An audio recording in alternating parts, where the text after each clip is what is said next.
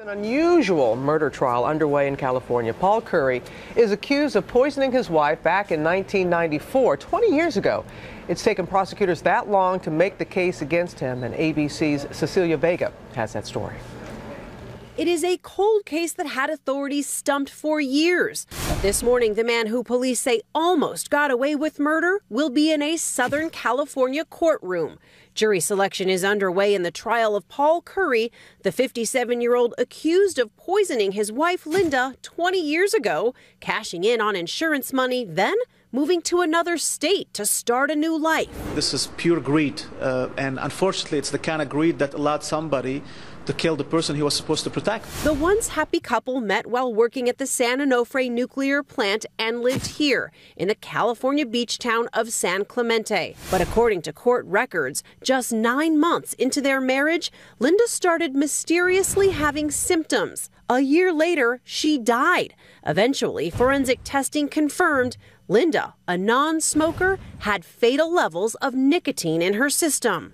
But as prosecutors told our Los Angeles station in 2010, it took years and more testing before authorities could link Paul Curry to her death. Science's ability to determine the amount of nicotine in somebody's system and how lethal it is and the timing of it was able to help us. Curry was arrested 4 years ago in a small town in Kansas, where he worked in government overseeing city building inspections. He remarried and lived off a $400,000 insurance payout from Linda's death. But legal observers say the case brings challenges for prosecutors.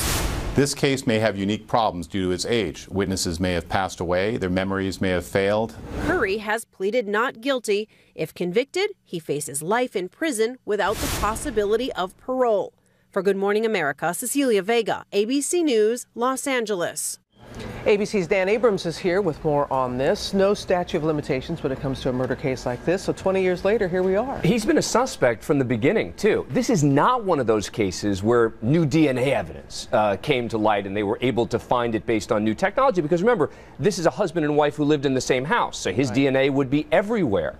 It seems that there is some sort of new technology or new testing that was done that allowed them to determine exactly how she died. But what this really comes down to me, is a reinvigorated investigation in 2007. A district attorney who decided to take a new look at this case, do some new testing in this case, and now had filed charges in 2010. And as we heard in the report, 20 years later, that's a long time. It's not going to be easy. Right, and this hasn't been easy from the beginning. Remember, they haven't been able to file charges all this time because it's been a tough case. Yet you put on top of that the fact that you have these witnesses who may have passed away, may have forgotten things, etc. This is not going to be an easy case. And one of the key questions, of course, will end up being exact cause of death. They're going to probably battle over, could it have been something else? Exactly how did she die? Are we certain that it happened at someone else's hands, etc.?